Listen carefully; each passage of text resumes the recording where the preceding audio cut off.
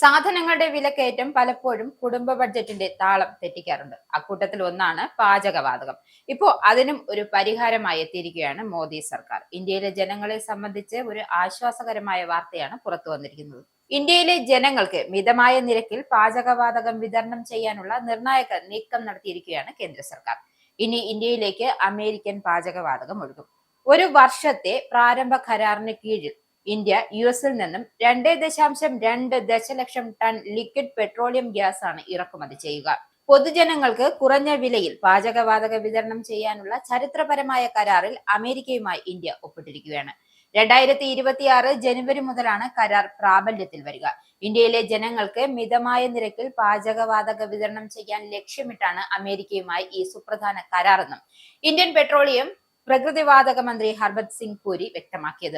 ആഗോള വിലയിൽ 60% വർധനവ് ഉണ്ടായിട്ടും കഴിഞ്ഞ വർഷം 14.2 കിലോഗ്രാം സിലിണ്ടറുകളുടെ സബ്സിഡി നിരക്കായി 5,550,000 രൂപ ലഭ്യമാക്കാനുമെന്നും മന്ത്രി കുറിപ്പിൽ വ്യക്തമാക്കിയിരുന്നു. യഥാർത്ഥ വില 1,100 രൂപയായിരുന്നു ഇത്.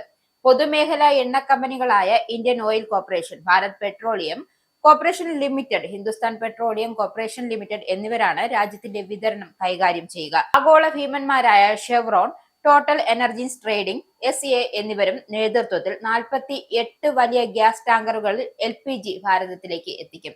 ഇന്ത്യ വാങ്ങുന്ന പാചകവാതകത്തിന്റെ നിരക്ക് ഇനിയും പുറത്തു വന്നിട്ടില്ല. എന്നാൽ മോണ്ടുബെൽവിയും വില നിലവാരമനുസരിച്ച് പ്രൊപ്പെയിൻ മെട്രിക് ടണ്ണിന് ഏകദേശം 62,000 രൂപയും ബ്യൂട്ടൻ ടണ്ണിന് ഏകദേശം 53,000 രൂപയുമാണെന്നാണ് വിദഗ്ധർ ചൂണ്ടിക്കാട്ടുന്നത്. 2024 LPG ആവശ്യകതയിൽ 67% ഇറക്കുമതി ചെയ്യേണ്ടി വന്നതിന് പിന്നാലെയാണ് ഈ നടപടി. ആഭ്യന്തര ഉത്പാദനത്തിലെ സ്തംഭനവും റിഫൈനറികൾ ഉയർന്ന ലാഭം ലഭിക്കുന്ന പെട്രോൾ കെമിക്കലുകൾക്കുള്ള ഉത്പാദനവും വഴിതിരിച്ചുവിട്ടതുമാണ് കാരണം. PMKUയ്ക്ക് കീഴിൽ ഗുണഭോക്താക്കളുടെ എണ്ണം 10.3 കോടിയും ആകെ ആഭ്യന്തര ഉപഭോക്താക്കളുടെ എണ്ണം 33 കോടിയുമായാണ് വികസിച്ചത്. ഇതിന് പ്രധാന കാരണമായി വിലയിരുത്തപ്പെടുന്നതും റഷ്യൻ എണ്ണയും പ്രകൃതിവാതകവും വാങ്ങുന്ന രാജ്യങ്ങൾക്ക് 500% വരെ താരിഫ് ഏർപ്പെടുത്താൻ ട്രംപ് ഭരണകൂടം ഒരുങ്ങുന്നു എന്ന വാർത്തകളായിരുന്നു ഇന്ത്യ നിർണായകമായി കണ്ടിരുന്നത്.